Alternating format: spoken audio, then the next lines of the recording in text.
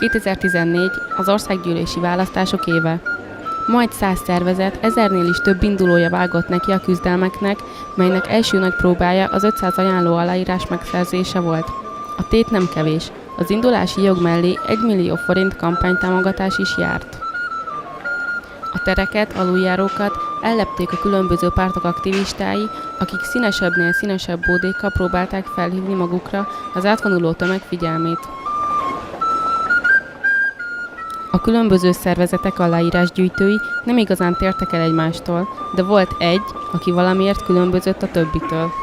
Szürkés-fekete, szakadt nadrágjában, kopott cipőjében csöndesen állt, szorosan az őrsvezértéri aluljáró falához lapulva.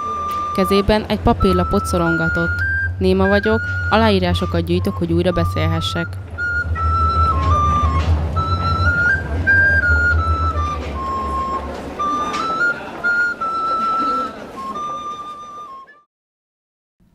Mint később kiderült, a Zöld Mozgalom 13-as választókörzetének jelöltjének gyűjtött aláírásokat, aki felajánlotta számára az indulásért kapható 1 millió forint teljes összegét. Az embereket nem igazán hatotta meg a látvány. Talán nem is vették észre.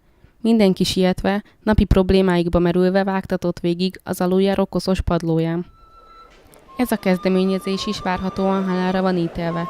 Forgatásunk alatt összesen 3 ember állt meg, és írta alá kezében lévő ívet.